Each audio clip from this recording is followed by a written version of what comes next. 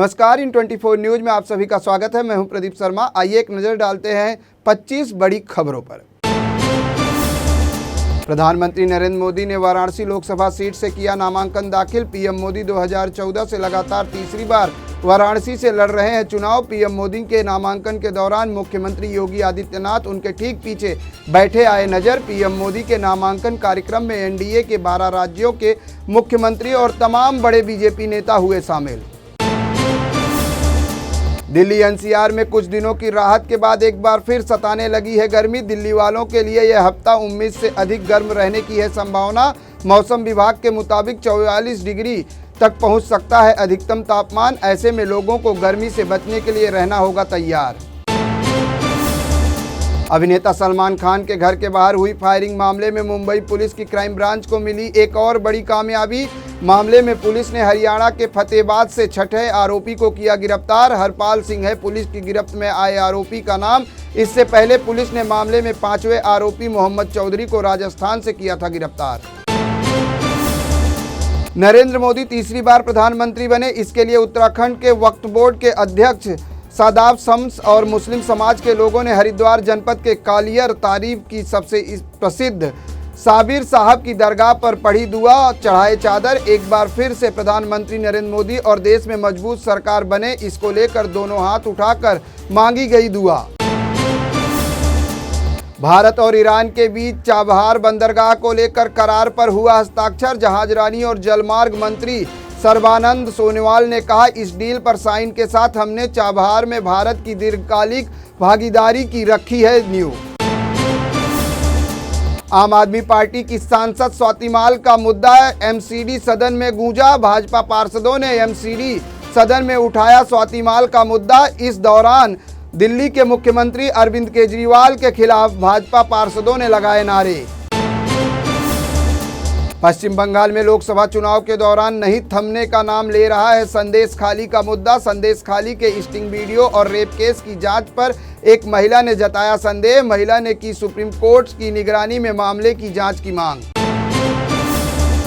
Delhi airport से एक हैरान कर देने वाला मामला आया सामने। पुलिस ने एयरपोर्ट से एक सातिर ज्वेलरी चोर को किया गिरफ्तार। आरोपी फ्लाइट में यात्रियों की मदद के बहाने लाखों रुपए के आभूषणों पर करता था हाथ साफ। इसके लिए उसने 110 दिन में 200 से ज्यादा की है हवाई यात्रा।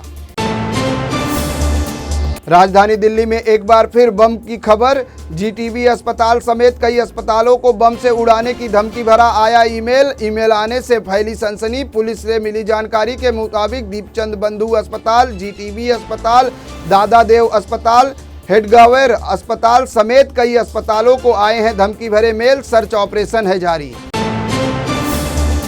राष्ट्रपति द्रौपदी मुर्मू ने मुंबई के घाटकोपर इलाके में होर्डिंग गिरने के कारण हुई लोगों की मौत पर व्यक्त किया शोक। उन्होंने अपने सोशल मीडिया प्लेटफॉर्म एक्स पर लिखा, मुंबई के घाटकोपर क्षेत्र में हुई घटना में हताहत होने के समाचार हैं अत्यंत दुखद। मैं इस दुखद घड़ी में परिवारजनों के प्रति करती हूं गहन संवेदना व्यक्त। राजधानी दिल्ली के दरिबा कला इलाके में एक ज्वेलरी शोरूम में लूटपाट की सनसनीखेज मामला आया सामने। चोरों ने शोरूम के बगल की दुकान की दीवार में ड्रिल कर शोरूम में जाने का बनाया रास्ता और लाखों के आभूषण पर किया हाथ साफ। सीसीटीवी फुटेज में हुआ चोरी का खुलासा।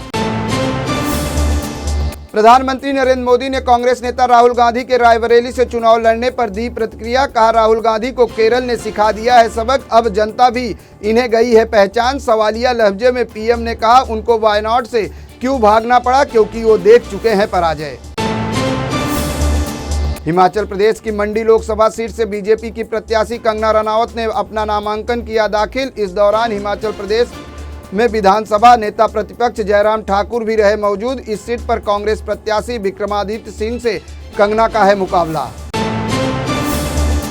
हिमाचल प्रदेश के उप मुख्यमंत्री मुकेश अग्निहोत्री ने नेता प्रतिपक्ष जयराम ठाकुर और बीजेपी पर साधा निशाना। कहा, आने वाले वक्त में हिमाचल प्रदेश की राजनीति में कोई भी नहीं करेगा जयराम ठाकुर पर विश्वास। राज्यसभा की एक सीट के लिए भारतीय जनता पार्टी ने 9 विधायकों को कर दिया बर्बाद। शिमला संसदीय क्षेत्र से भारतीय जनता पार्टी के प्रत्याशी सुरेश कश्यप ने दाखिल किया अपना नामांकन पत्र। दाखिल करने के बाद सुरेश कश्यप ने कहा, इस बार भी हिमाचल प्रदेश की सभी 4 सीटों पर भारतीय जनता पार्टी की होगी जीत। राजस्थान के भरतपुर में 3 दरिंदों ने हैवानियत की सारी हदें की पार। मध्य प्रदेश के एक नाबालिग का अपहरण कर उसके साथ की जबरन शादी और फिर हत्या कर शव को जलाया। मामले में पुलिस ने तीनों आरोपियों को किया गिरफ्तार। बिहार के पूर्व उप मुख्यमंत्री सुशील कुमार मोदी के निधन पर राजस्थान के मुख्यमंत्री भजनलाल शर्मा और पूर्व मुख्यमंत्री अशोक गहलोत ने जताया दुख। मुख्यमंत्री भजनलाल शर्मा ने ट्वीट कर लिखा, परमात्मा परमेश्वर से प्रार्थना है कि दिवंगत आत्मा को अपने श्री चरणों में दे स्थान। दिल्ली में आम आदमी पार्टी के संयोजक गोपाल राय और मंत्री सौरभ भारद्वाज ने बीजेपी के खिलाफ शुरू किया वॉशिंग मशीन कैंपेन। इस दौरान दोनों नेताओं ने भाजपा शासित केंद्र सरकार पर ईडी सीबीआई के दुरुपयोग का लगाया आरोप। अभियान के दौरान मंच पर वॉशिंग मशीन और जेल को दिखाते हुए आम आदमी पार्टी ने बनाए हैं 2 बॉक्स। और पूर्व राज्यसभा सांसद सुशील कुमार मोदी के निधन पर राजनीतिक गलियारों में शोक की लहर। दिल्ली के मुख्यमंत्री अरविंद केजरीवाल ने भाजपा नेता सुशील मोदी के निधन पर जताया शोक। कहा, ईश्वर दिवंगत आत्मा को अपने चरणों में दे स्थान। उनके प्रियजनों और समर्थकों को इस दुख की घड़ी में शक्ति करे प्रदान। सुप्रीम कोर्ट ने वकीलों के फेवर में एक अहम फैसला देते हुए कहा, वकीलों को लेकर 2007 में आए राष्ट्रीय उपभोक्ता आयोग के फैसले को कोर्ट ने बदला। कहा, खराब सेवा देने के लिए वकीलों के खिलाफ नहीं किया जा सकता है उपभोक्ता फोरम में मुकदमा। पूर्वी दिल्ली के लक्ष्मी नगर इलाके में सीबीएसई कक्षा की 12वीं परीक्षा में 2 विषयों में फेल होने के बाद 16 वर्षीय छात्र ने कथित तौर पर की आत्महत्या। दिल्ली पुलिस ने कहा, छात्र अर्जुन सक्सेना का फंदे से लटका मिला था शव। उत्तर प्रदेश निवासी अर्जुन सक्सेना 12वीं कक्षा की परीक्षा के साथ इंजीनियरिंग प्रवेश परीक्षा की कर रहा था तैयारी। मुंबई में होर्डिंग गिरने की घटना के बाद बीएमसी का बड़ा एक्शन। शहर की अन्य होर्डिंग को तत्काल हटाने का बीएमसी ने पारित किया है आदेश। बीएमसी के अतिरिक्त आयुक्त अश्वनी जोशी ने आपदा प्रबंधन अधिनियम के तहत बाकी होर्डिंग्स को तत्काल हटाने का दिया है निर्देश।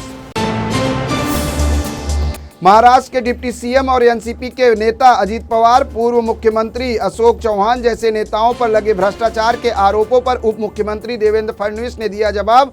कहा, इसके लिए नहीं हुई है कोई डील। अगर किसी पर केस चल रहा है तो वो चलता रहेगा। हमने किए हैं राजनीतिक गठबंधन। महाराष्ट्र की नासिक महानगर पालिका में हुए भ्रष्टाचार के मामले को लेकर शिवसेना यूबीटी के सांसद संजय राउत ने पीएम मोदी और डिप्टी सीएम देवेंद्र फडणवीस को लिखा पत्र। सीएम एकनाथ शिंदे पर राउत ने लगाए गंभीर आरोप। कहा, बिल्डरों के साथ मिलकर किया गया है 800 करोड़ रुपए का घोटाला।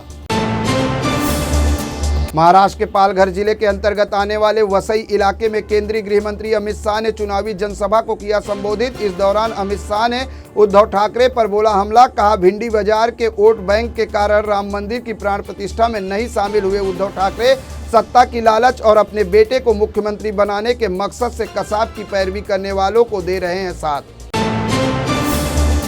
मेरे साथ बस इतना ही। अन्य ताज़ा तरीन खबरों के लिए देखते रहें इन24 न्यूज़। इन24 न्यूज़ को सोशल मीडिया के platform YouTube, Instagram, Facebook, Twitter पर लाइक करना, सब्सक्राइब करना, फॉलो करना बिल्कुल ना भूलें।